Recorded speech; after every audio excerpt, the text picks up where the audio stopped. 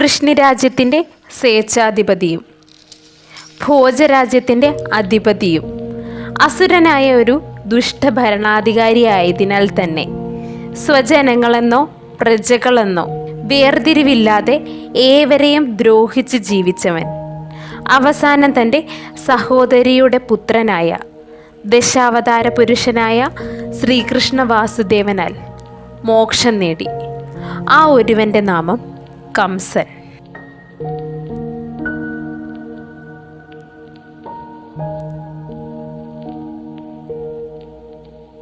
ഹിരണ്യകശിപുവിൻ്റെ പുത്രനാകുന്ന വിരോചനൻ്റെ പുത്രനാകുന്ന ഒരു മഹാസുരനാകുന്നു കാലനേമി.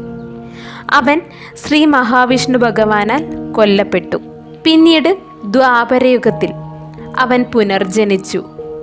അതാകുന്നു കംസൻ.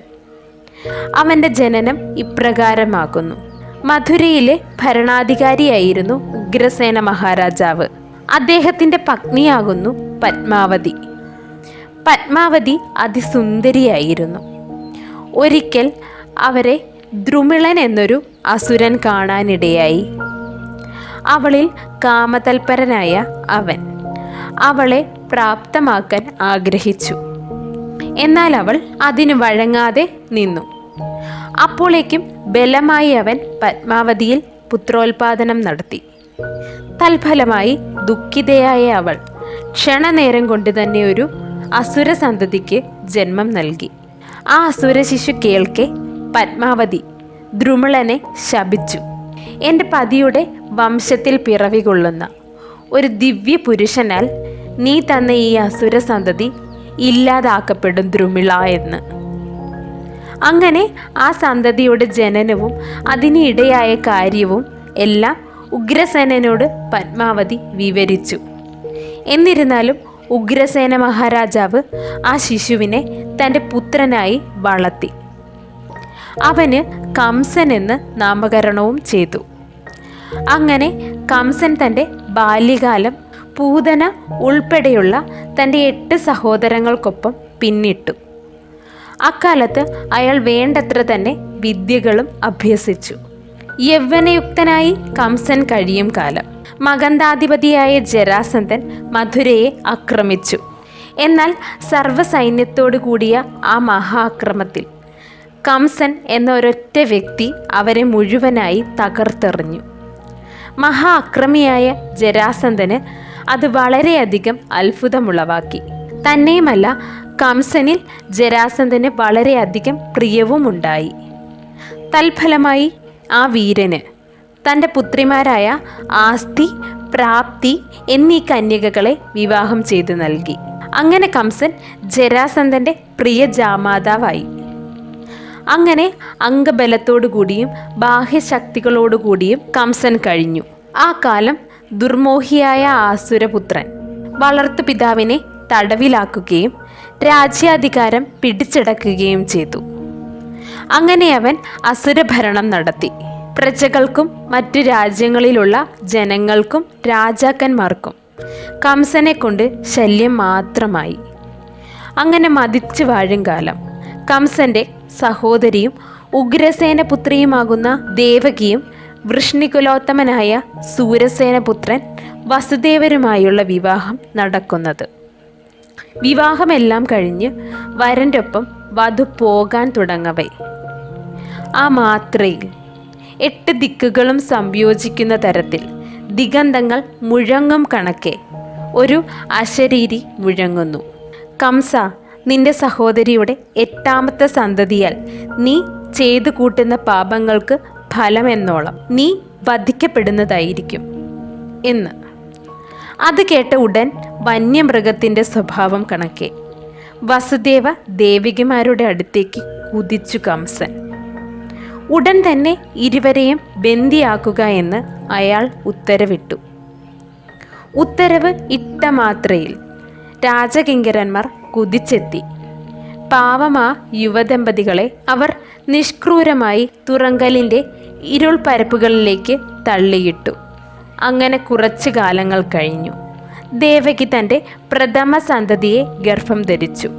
ദേവകിയുടെ ഗർഭധാരണ വൃത്താന്തം അറിഞ്ഞ കംസൻ ആ കുഞ്ഞിനായി കാത്തിരുന്നു.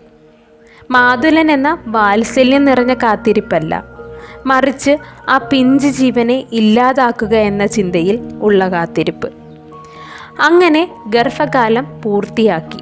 ദേവകി പ്രസവിച്ചത് അറിഞ്ഞ കംസൻ ഉടൻ തന്നെ അവരുടെ സമക്ഷം രക്തദാഹിയായി വന്നു.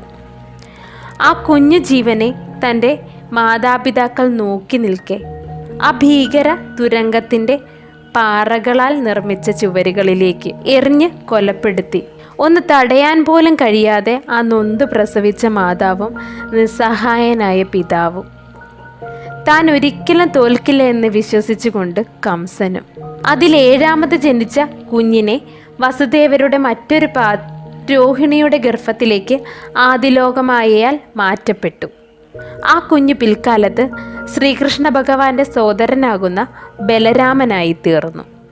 ബാക്കി ദേവകി ജന്മം നൽകിയ സന്തതികളെ എല്ലാവരെയും തന്നെ ക്രൂരനായ ആ മാതുലൻ ഇല്ലാതാക്കി. അവസാനം 8ാമത്തെ സന്തതിയെ ഉദരത്തിലേറി. കംസൻ കൂടുതൽ ജാഗരൂകനായി. അങ്ങനെ അവസാനം ദേവകിയുടെ ഗർഭകാലം പൂർത്തിയാകും കാലമായി.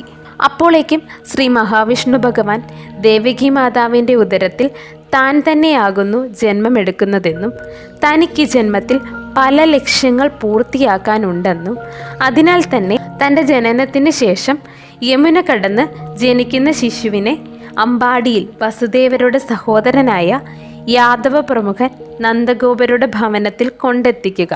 ശേഷം അവിടെ നിന്നും നന്ദഗോപരുടെ പത്നിയായ യശോദാമാതാവ് ജന്മം നൽകുന്ന പെൺസന്തതിയെ എടുത്തുകൊണ്ട് ഇവിടെ എത്തിക്കുക എന്ന് നിർദ്ദേശിച്ചു. അങ്ങനെ ദേവകി മാതാവ് ഒരു കാർമേഘവർണ്ണത്തോടു കൂടി ഓമന കുഞ്ഞിന് ജന്മം നൽകി. നാരായണ ഭഗവാൻ പറഞ്ഞ പ്രകാരം ഒരു കുട്ടയിൽ കിടത്തി ആ പിതാവ് യാത്രയായി.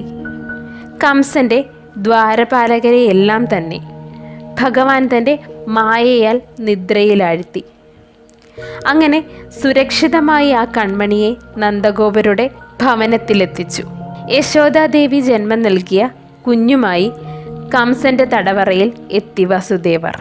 തൻ്റെ ഘാതകൻ ജന്മം കൊണ്ടുവെന്ന് അയാൾ മനസ്സിലാക്കി.